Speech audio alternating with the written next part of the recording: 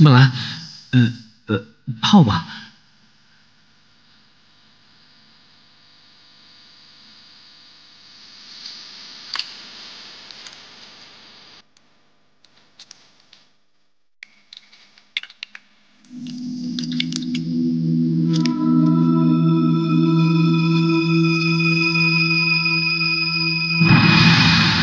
木兰，听说皇宫可大了。还具体在礼上。小三子，你放心吧，你说的话我都会句句放在心上的。哎，可千万不要忘了用心泡手啊。那我先走了。木兰，一路顺风。好。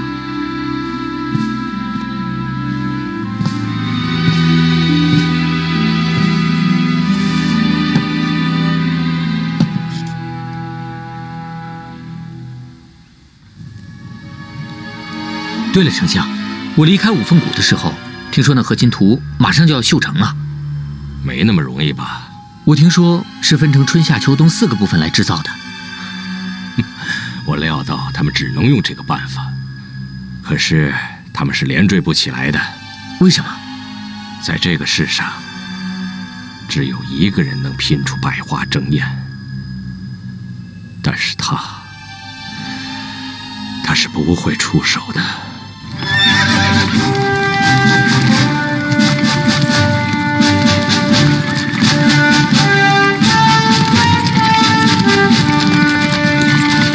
谢将军。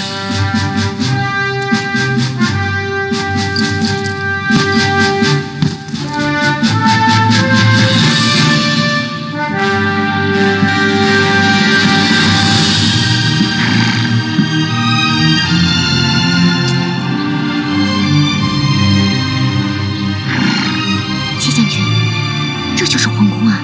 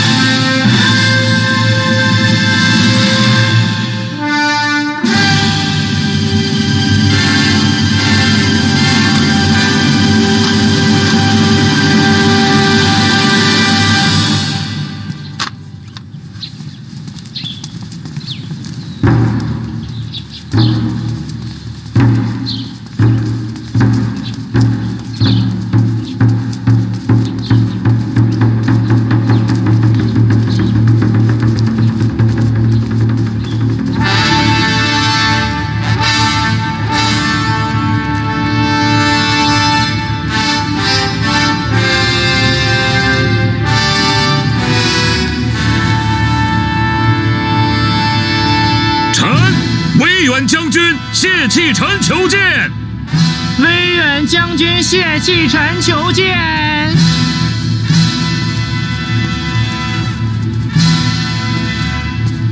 谢将军，请。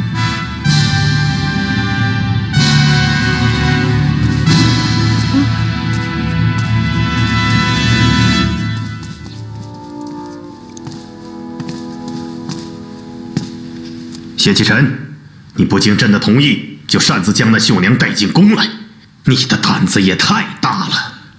皇上，现在距离和亲图交付柔然的时日已经不多，臣也是情势所逼，才擅自做主，将那绣娘带进宫来。15年前，你是当事人之一，各中首尾你比谁都清楚。可今日你竟然旧事重提，请皇上息怒。15年前的血雨腥风，臣至今回想仍触目惊心。但和亲图事关魏国将来安危，臣是迫不得已才翻出旧案。哼！谢皇上。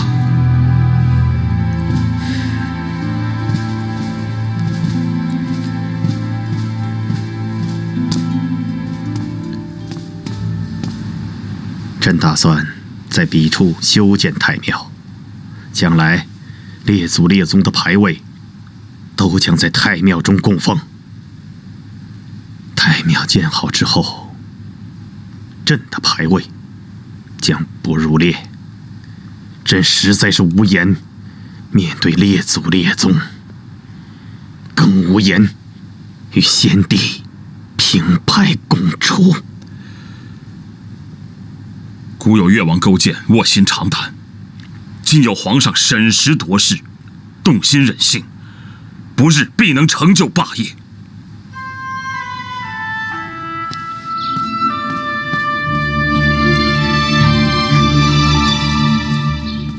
起来吧。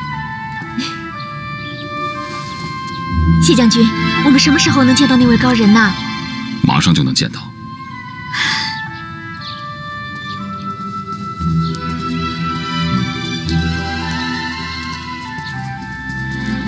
谢将军，我们一会儿要见的高人究竟是谁啊？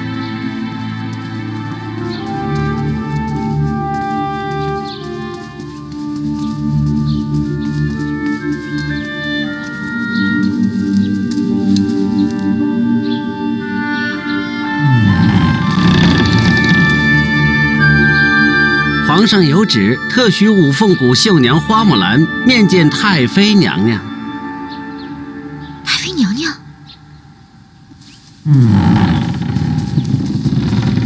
谢将军，我们只能在此等候。我只能陪你到这里了，因为皇上有旨，只有你一个人能够走进这道门。只有我一个人？对，这冷宫已经有15年没人进去过，里面是什么情况我也不知道，一切都只有你自己来应对。那我待会儿要见的太妃娘娘，就是懂经纬复原之术的高手吗？我什么都不能告诉你，你只需要知道，我们现在能找到的，能让和亲图天衣无缝的，也只有这个人。他是我们唯一的希望。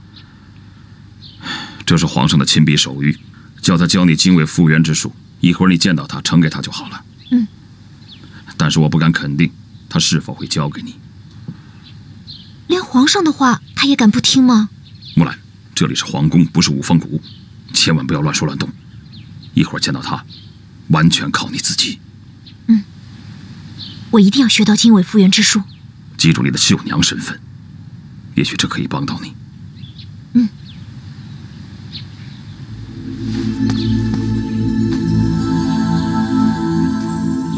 去吧。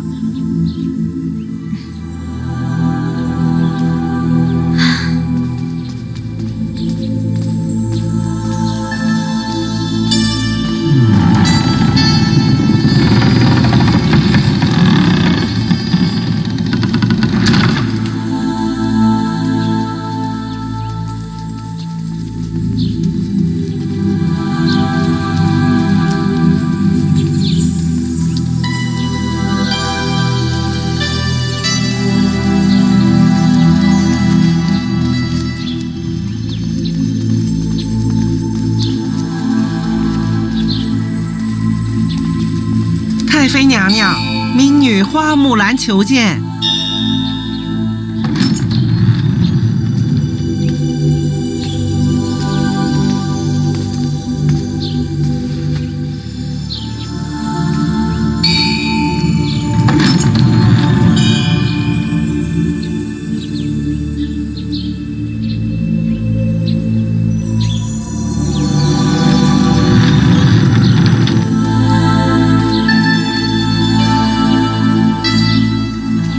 回去吧。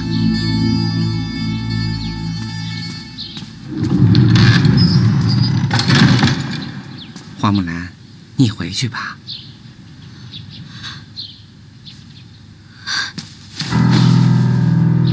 太妃娘娘，如果你在这扇大门之后的话，那你一定能听见我说的话。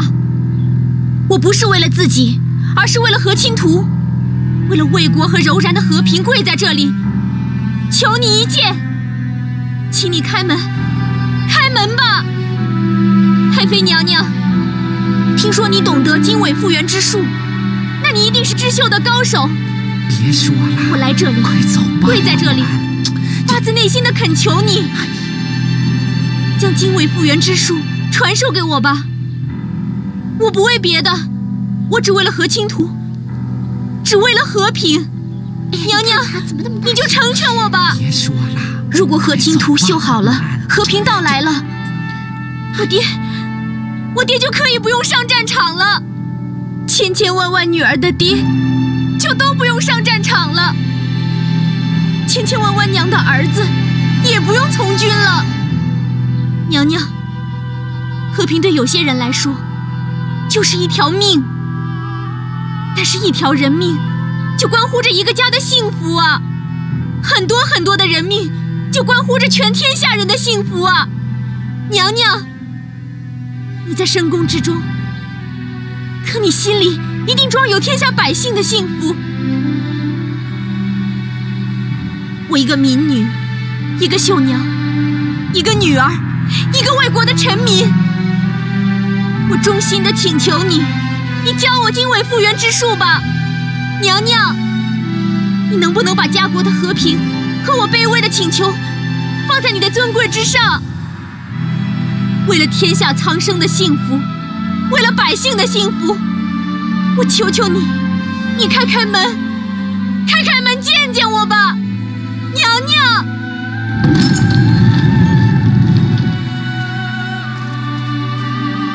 姑娘，请跟我进来吧。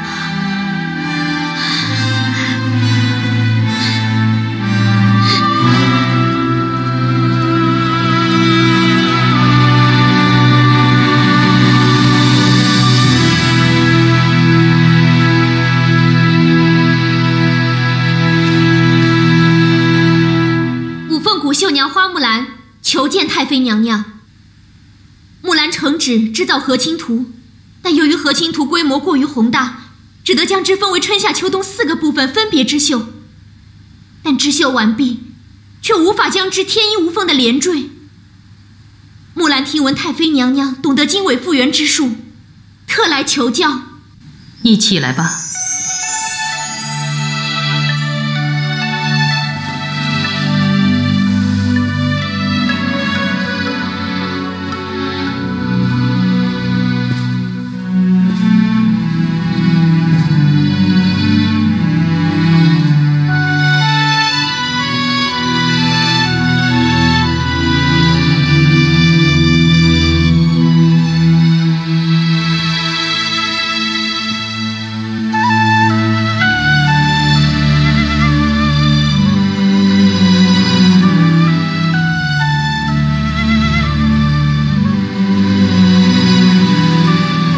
这心仪花美吗？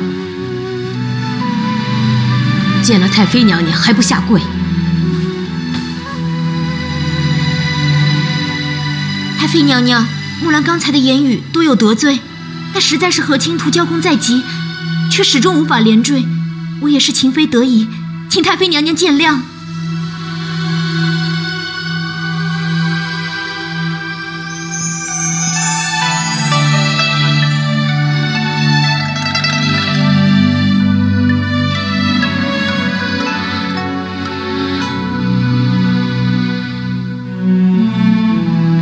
你想学经纬复原之术？这经纬复原之术，光会绣花还不够，必须得有悟性。不管多难，我都要试试。那好，你绣2针让我瞧瞧。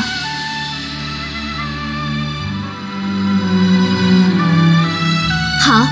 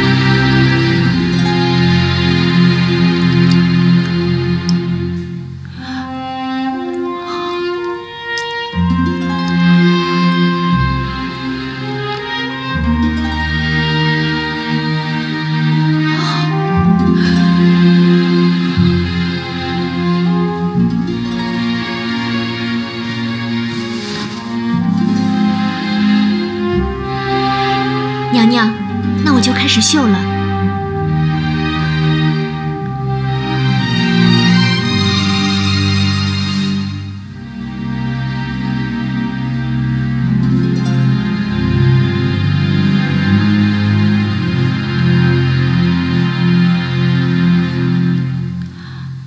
是谁教你洗手泡手的？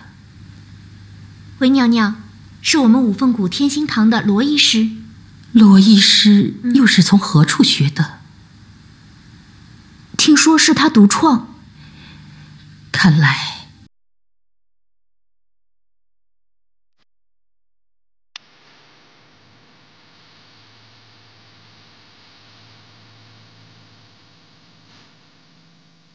一看就知道你的手不仅绣得好，而且悟性也很高。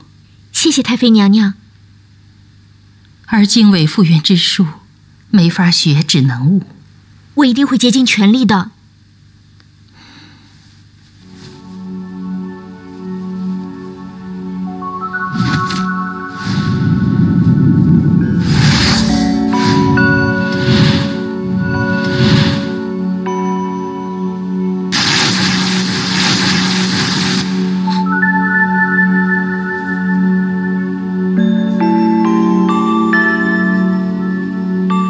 你这么远来看我，也没有什么礼物给你，这心仪花就送给你，另外一半请转交给八贝蚕。好，太妃娘娘，那你现在教我经纬复原之术吧。你还没回答我刚才的问题，心仪花美吗？娘娘绣的心仪花空灵芬芳，高贵异常，是天下最美的花朵。但太妃娘娘本人的容颜，却让这满室的心仪花都黯然失色。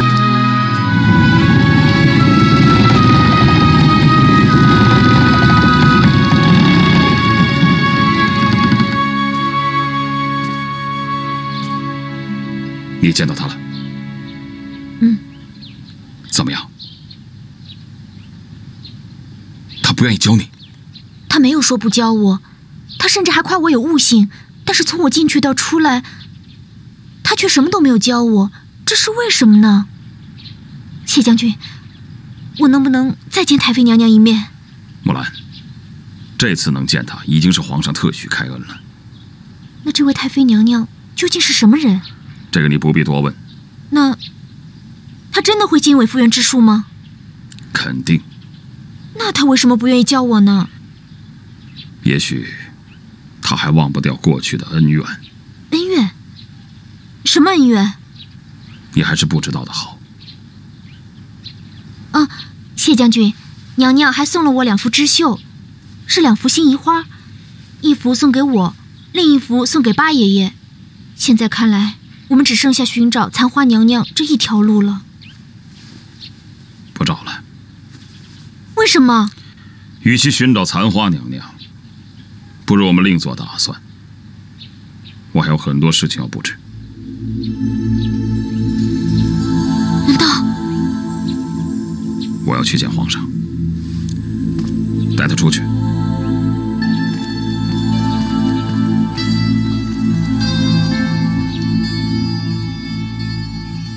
他拒绝了。听那绣娘说，他没有拒绝，也没有允诺，但是几番对答之后，却什么都没有教那绣娘。看来在他心目中，对我拓跋一族是怨恨之极，15年了都没有消除。依你所见，不用经纬复原连缀的和亲图到底如何？这本来就是柔然，蓄意刁难。若是不能天衣无缝，他们定会以连缀大做文章。我们得未雨绸缪。皇上英明，正所谓先谋而战，谋而后胜。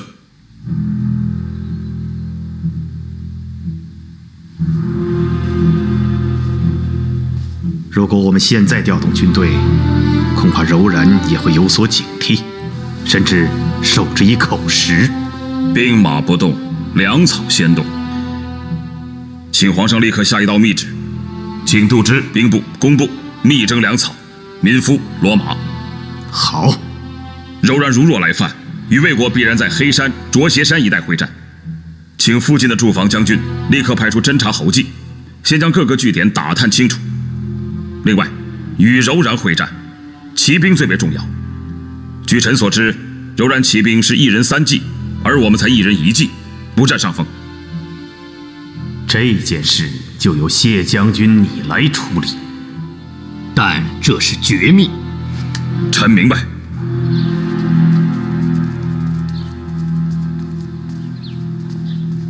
木兰，你学到经纬复原书了吗？那可怎么办啊？我也不知道。我可再也不想打仗了。谢将军，谢将军，谢将军，都是我的错，是我太笨了，没学到经纬复原之术。此事另有隐情，跟你没关系。那我们现在怎么办呢？回五凤谷。木兰，尽你所能所学，全力连缀和亲图，其他的事情就不要管了。我们走。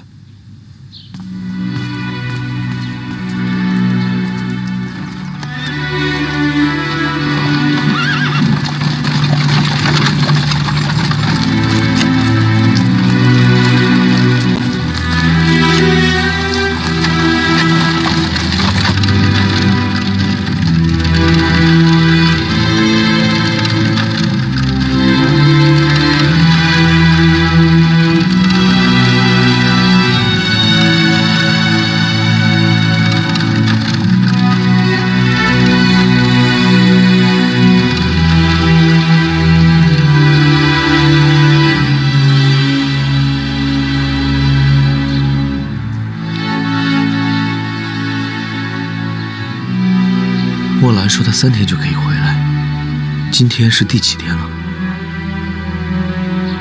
？2天07个时辰。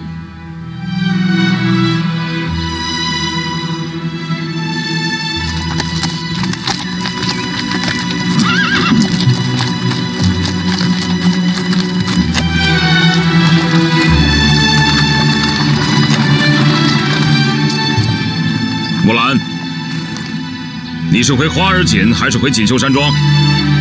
谢将军，我想去见八爷爷。好。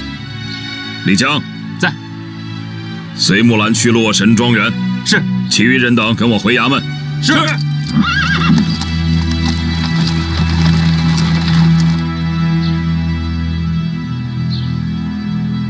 我从来没有见过那么美丽的女子，任何人第一次看到她都会目瞪口呆，甚至连大气都不敢喘一口。还有她那双手，如冰滑，似玉润。我这双手和她放在一起，完全都被比了下去。连你都被比了下去，这个人多大岁数？我看不出来。你见到的应该就是残花娘娘了。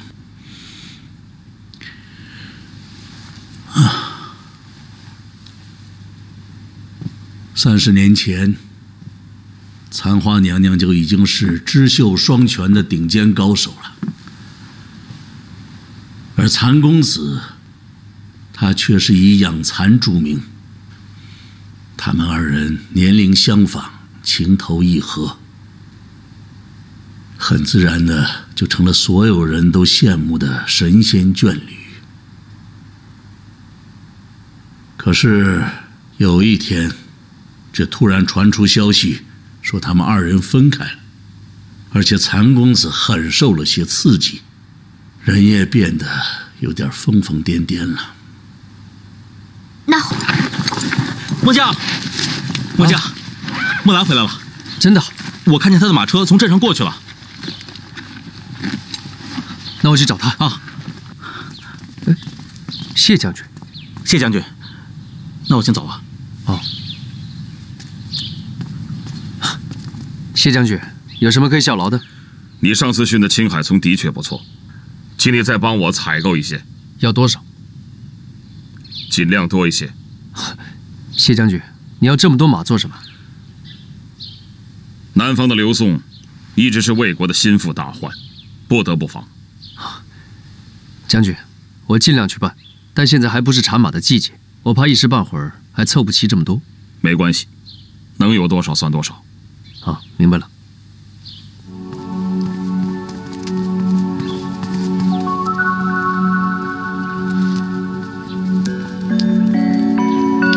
哎，你们怎么来了？木兰，罗医师，小三子。木兰，我知道你回来了，一定要先泡手的，所以我们就来等着了。那咱们走吧。哎。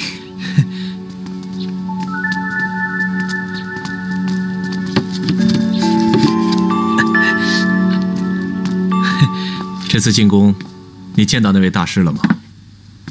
见到了。他到底是谁呀？那位大师，其实就是太妃娘娘。太妃娘娘？她长什么样子？她很美。如果真有仙女的话，一定就是她的模样。那她身体好吗？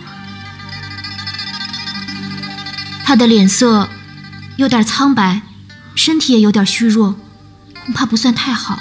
那她心情好吗？我感觉她的眉目之间总有一股挥之不去的忧郁。我也不明白她为什么会这样，但现在想起她的神情，还是觉得让人有点心痛。真没想到，太妃娘娘竟然也懂织绣。她不仅懂，而且还是真正的织绣高手。在她的宫里，满墙都是她绣的心仪花，简直是巧夺天工，美不胜收。你看，她还送了我一幅心仪花。木兰，我看看行吗？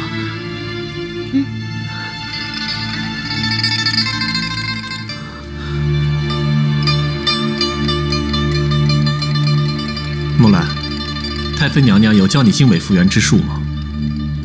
我没学到。她是不肯教你吗？也许太妃娘娘教了我，但我太笨了，我没有悟到。太可惜了。不过我临走的时候，太妃娘娘对我说了一句很奇怪的话。什么话？太妃娘娘说，心仪花虽美，但也苦，是花也是药，这药可以救人，也可以杀人，是生是死都在一念之间。我也想不通娘娘这话到底是什么意思。你们说，太妃娘娘是不是在暗示我经纬复原之术的什么诀窍呢？我不知道。哎，那你在宫里洗手泡手没有？当然有。说来也巧，宫里也有泡手盆。那你……哎，娘娘看到你洗手泡手，她惊讶吗？说什么了吗？她有点惊讶，她还问我这洗手和泡手是从哪儿学的，我就告诉她，这是天心堂罗医师的独创。她还说什么了？别的就没什么了。虽然与娘娘交谈不过几句，但是娘娘她却让我十分感动。当我说起我娘去世，娘娘劝慰说，只要我快乐平安，我娘无论在哪儿都会安心。短短一句话，但我感觉得出，娘娘她在为我伤心，为我开解。太妃娘娘真是大智慧。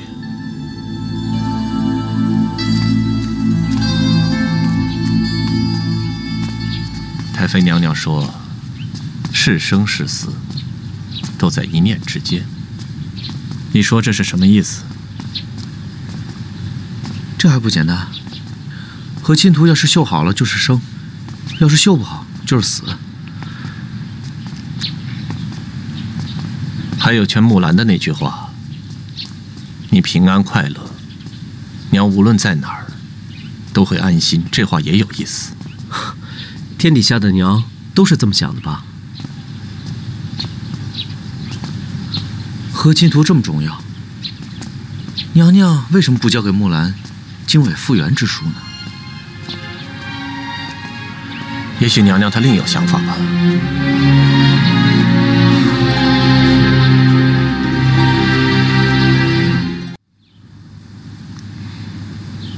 这心仪花的确是绣得绝妙，不过这娘娘也真是小气。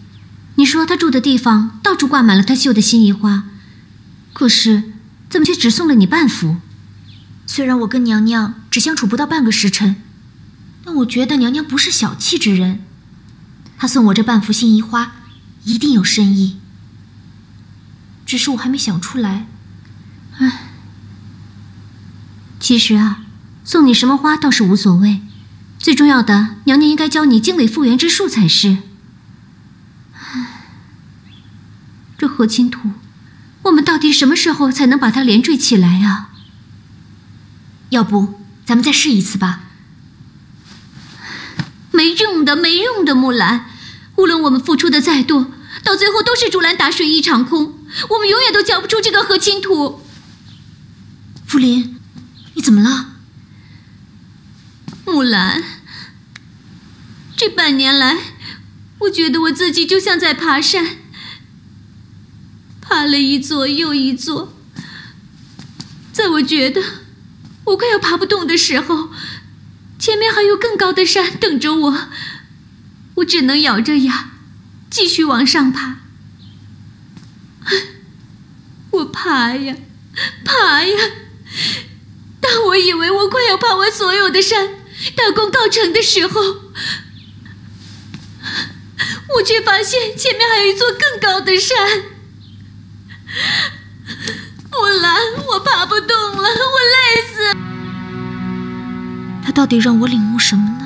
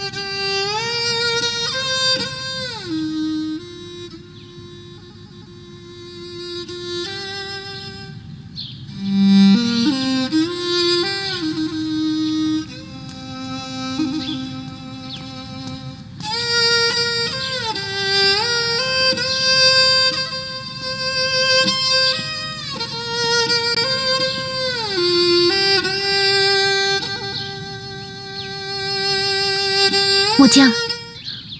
啊，木兰。哎，对了，你和谢将军去平城，是不是无功而返啊？难怪。难怪什么？啊，没什么。木兰，你别着急，不是还有10多天时间吗？我相信一定可以找到办法。末将，我现在心里真的好彷徨。自从知和亲图以来，遇到的任何问题我都有办法解决。但是这一次，当着福临的面，我必须鼓励他。但当我一个人的时候，我真的觉得自己很无。每当我遇到问题，奶奶都有办法帮我解决。太好了，我陪你去吧。好啊。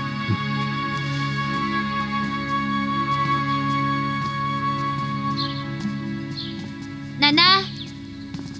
哎，木兰啊，又来看奶奶啦。嗯。哎，不开心呐？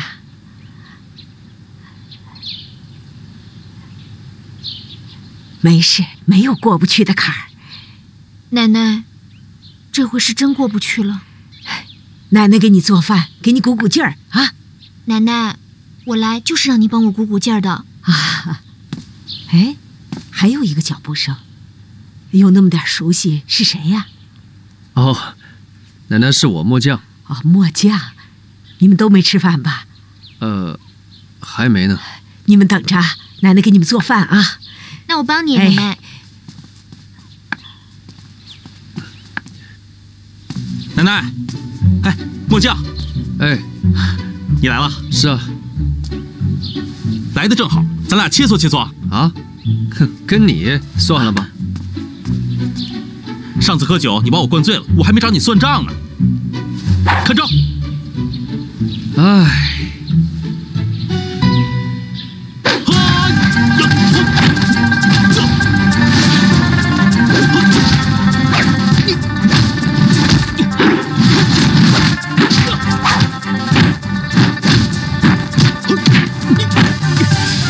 还不错，打得挺好的嘛，小心！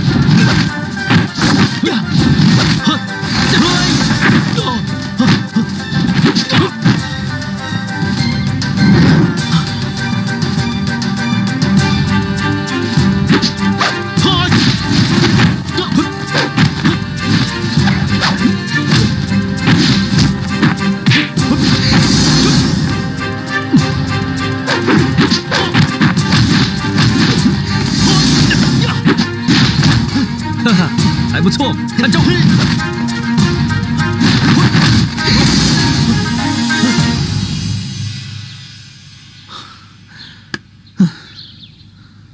还来吗？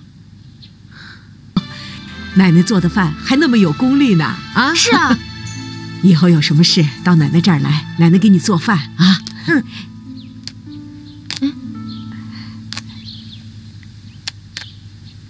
奶奶啊，你这是在补啊，还是在拆啊？怎么了？不就破了一条小缝吗？连起来不就行了？你怎么把一大片全拆了？不拆，怎么知道它是怎么连起来的？啊，和青图织的怎么样了？春夏秋冬4个部分都已经完成了但是最后连缀起来总有一条细缝。如果按照原要求的话，就不能算最后完成。那八爷爷看了没有？看了，但八爷爷也没有办法。哦，那怎么办呢？奶奶啊，你听说过经纬复原之术吗？经纬复原之术，那是什么？奶奶只懂得缝缝补补，这奶奶不懂。奶奶，那你补了几十年的衣服，你能不能把2块织法质地厚薄毫不相干，甚至截然相反的布料，不留任何痕迹的连缀起来呢？那怎么行呢？那话怎么说的？补起就是个疤，不管你手艺多好，只要是补就一定有补丁，除非把破的地方重新织一遍，才能像新的一样。重新织？怎么织啊？怎么破的就怎么织。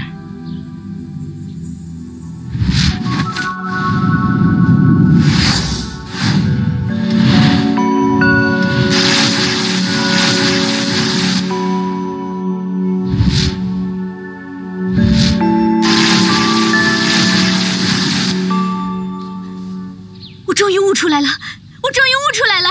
奶奶，我终于知道经纬复原之术是怎么回事了！啊！奶奶，谢谢你！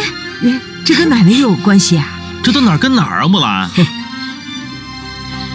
末将，你马上去找谢将军，把这个好消息告诉他。你知道连缀的方法了？好，我马上去。柱子，你去请八爷爷，我希望连缀的时候八爷爷在场，有什么问题好及时向他请教。行。奶奶，那我就回锦绣山庄了。只要按时服药就可以了。木兰，哎，这么着急去哪儿啊？罗医师，太妃娘娘教我的经纬复原之术，我终于悟出来了，和青图就要大功告成了。是吗？太好了。罗医师，我现在要去连缀，我先走了。好。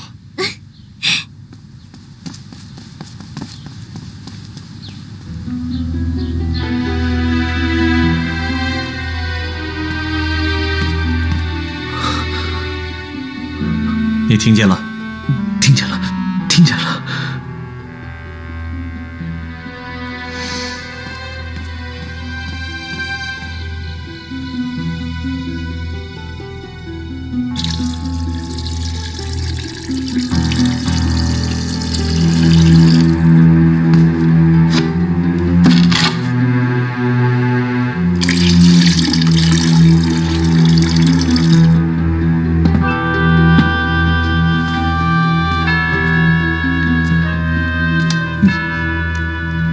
这次你就不用去了，我一个人去就行了。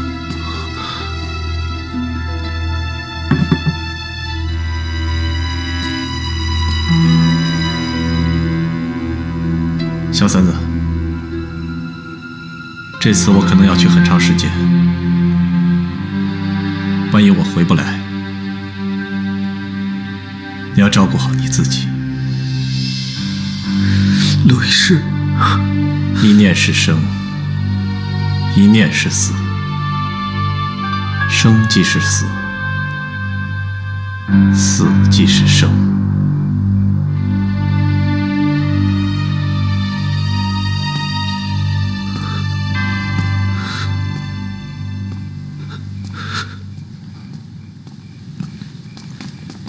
等等，平常炮手不都是清晨吗？你没听说木兰已经悟出经纬复原之术吗？听说了，他刚进去，又是说又是笑的，从来没见他这么高兴过。因为木兰马上就要连坠和亲图了，在此之前，他一定要炮手。你可能不明白这个道理吧？哦，快请，快请。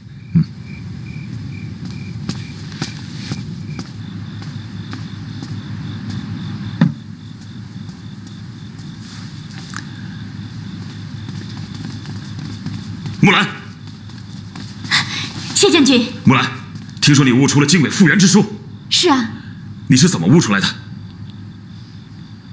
其实是太妃娘娘教我的。她不是什么都没教你，就让你出宫了吗？娘娘其实教了我，只不过教授的方法十分隐晦，让我自己慢慢去悟。如何隐晦？太妃娘娘将一幅心仪花绣品一分为二，分别送给我和八爷爷。而这一分为二的过程，如果倒过来，那就是经纬复原之术了。哦，那他为什么不直接交给你，偏要用这近似刁难的方式？我想，这是因为经纬复原之术十分复杂，十分玄妙，无法言传身教，只能自己去悟。娘娘用的方法虽看似刁难，但一旦领悟就明白了。其实在我洗手泡手前，娘娘也说要学这个得靠悟性。你等等，你在那深宫里洗手泡手了？是啊，说来也巧，太妃娘娘的宫里竟然有整套的洗手泡手工具。这洗手泡手不是只有五凤谷才有的风俗吗？据我所知，应该是天心堂的独创吧。难道太妃娘娘也是五凤谷的人吗？你可跟她提起过罗昭？提起过。娘娘怎么说？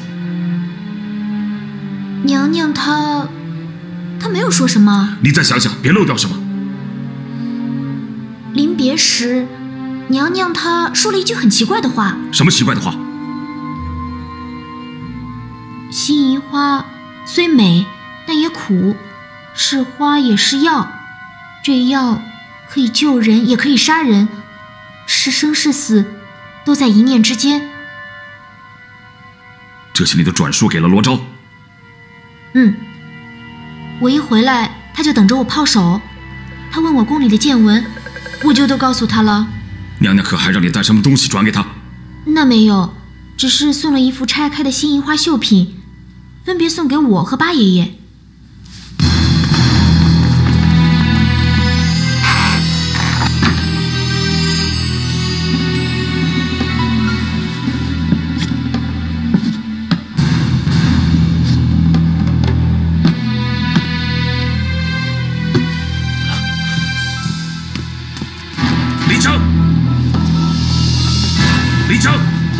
李靖，将军，集合所有人马。将军，去哪儿？天心堂。是。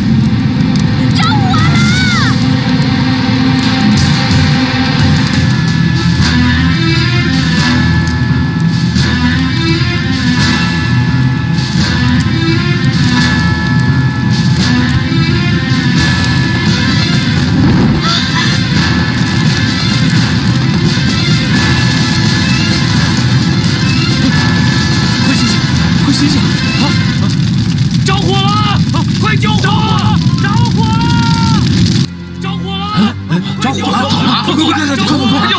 快救我！着火了！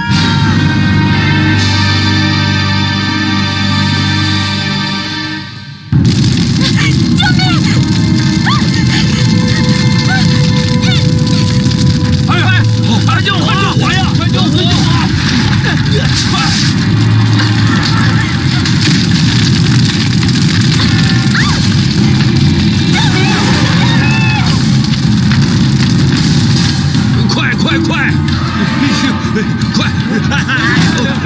快扶我呀！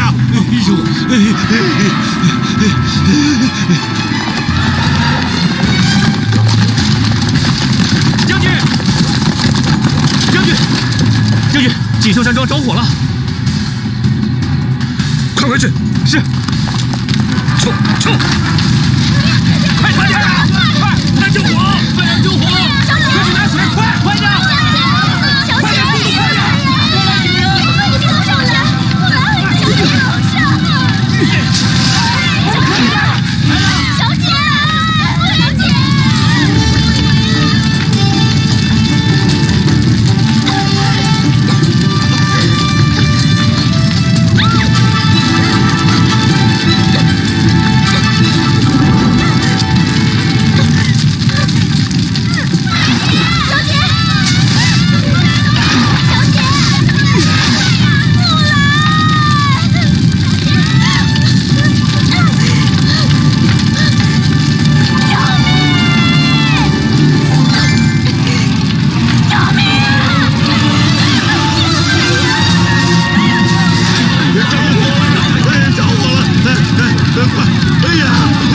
快去救火！快救木兰！木兰！哎呀，救木兰呐！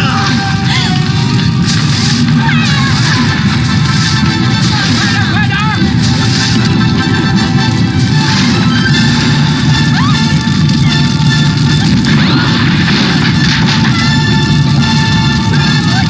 不救！木兰还在里面！快救木兰！救命啊！救命！木兰！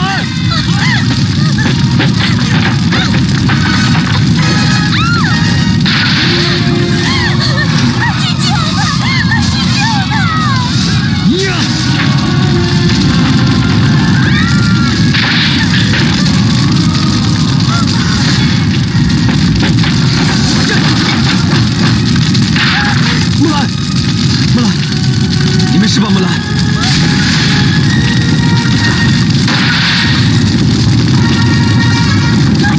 别过去！没关系，就算河渠都被烧毁，战争也打不起来。什么？木兰，我一直没告诉你，我是柔然的二王子多伦。走，快走！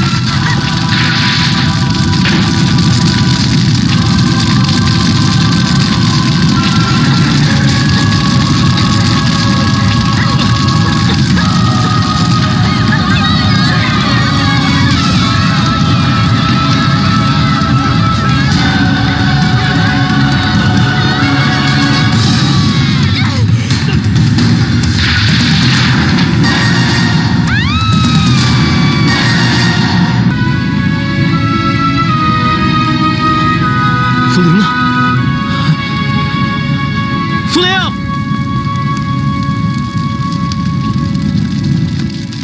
木兰！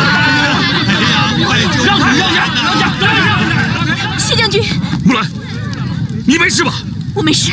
谢将军，是罗昭放的火，我亲眼看到的，他才是真凶啊！好了，我已经知道是罗昭了。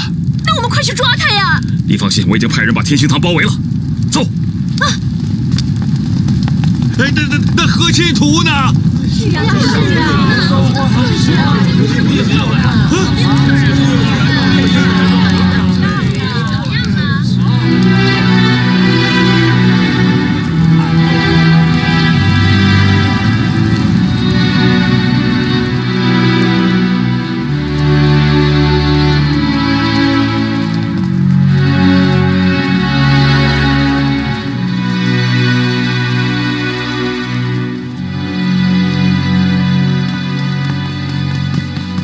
谢将军，罗昭已经把小三子劫持了。木兰，你在此等候。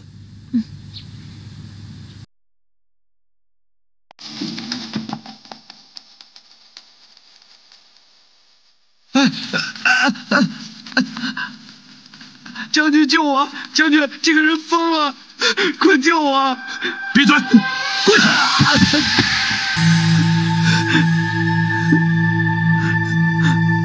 你究竟是何人？谢启臣，你见了我还不跪下？臣跪天跪地跪皇上，跪双亲跪师长，唯独不跪乱臣贼子。成王败寇，明君贤臣，乱臣贼子，其实都是一类。清河王拓跋绍，没错，我就是你找了15年的拓跋绍。当年的清河王，身为皇子，却千方百计破坏和亲图，祸国殃民，这与乱臣贼子有什么区别？我鲜卑拓跋氏，乃中原王族，竟然与草原乳乳结亲，真是奇耻大辱！拓跋头庸碌无能，看来只能由我出面来维护我鲜卑大统。只怕你的真意并非如此。对你来说，先帝驾崩，新君继位，江山不稳，若能破坏和亲图，魏国陷入战火，你才能有趁火打劫、趁虚而入的机会吧？你是什么时候来到五凤谷的？13年之前，也就是在我逃亡了2年以后，我的侍卫当中，有人在五凤谷安了家，我就以医师的身份，在五凤谷开了医馆。春愁也是你的人吧？不错，她是保护我的侍卫叔孙俊的女儿。叔孙俊死后，他就接替他的父亲，成为我最得力的手下。春愁陷害木兰，当真是为了天下第一秀女？当然不是，我的本意是要陷害五凤谷最大的锦绣山庄。锦绣山庄如果被灭门，这和亲图自然就绣不成了。没想到中途出了点变故，春愁违背命令，嫁祸给了木兰。春愁杀人都是你指使的吧？为了纪念我娘，我让春愁拜八倍残为师，去学绣艺。没想到他无意中还学了飞针，杀死娘贾云正好不留痕迹，但没想到被你和木兰识破，春愁也暴露了。为了保护我，他选择了自杀。洗手泡手是残花娘娘独创，由你继承。于是你用这洗手泡手的仪式，告诉残花娘娘你还活着，在五凤谷做了医师。谢将军，你真是让我刮目相看。残花娘娘非常清楚自己的儿子是个什么样的人，所以借木兰之口给你带了番话。辛夷花虽美，但也很苦，是花也是药，这药可以救人，也可以杀人，生还是死，都在一念之间。这分明是在劝你悬崖勒马，回头是岸。你为什么不听你娘的劝告？你不明白，有些命运在它开始的时候就已经注定了结局。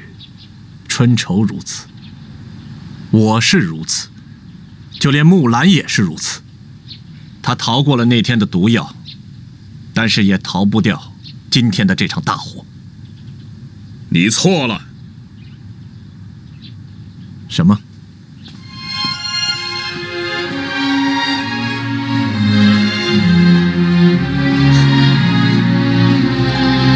木兰，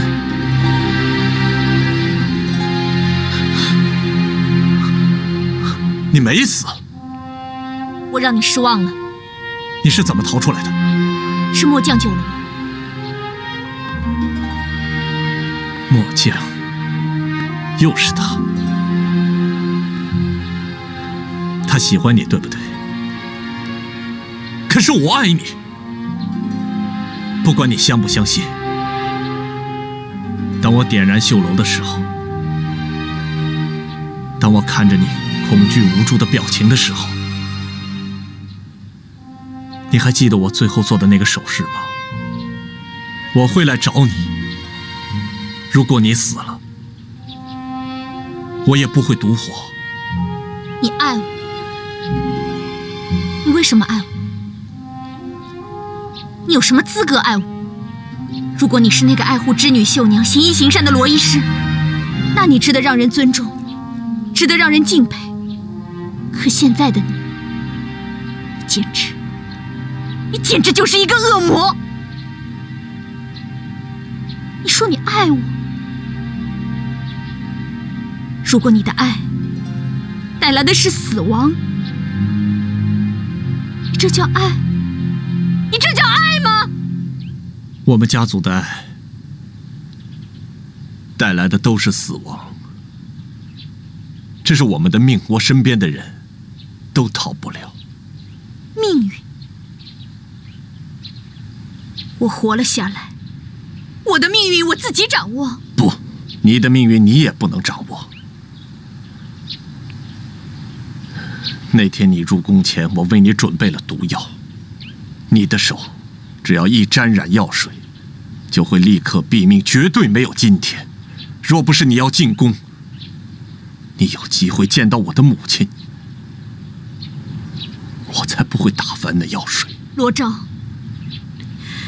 既然你深爱你的母亲残花娘娘，一念是生，一念是死，你为什么不能选择为爱而生，非要选择为恨而死呢？对我来说，生死早已经置之度外。就算你活下来又怎样？和亲图已经被烧毁了，柔然就要打过来了，最终赢的还是我，我的目的达到了。罗昭，我让你见一个人。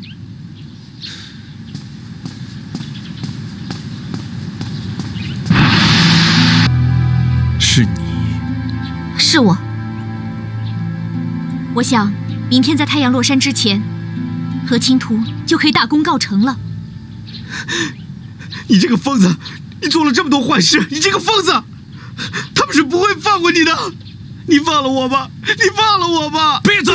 啊！罗昭，你伤害的亲人朋友还不够多吗？你放了小三子！像他这种蝼蚁，根本就不配我动手。我求你放了我，罗医师！我求你放了我！木兰，你没有死在我的手里，我就注定会死在你手里。一念是生，一念是死。其实今天的结局，这也算是命中注定。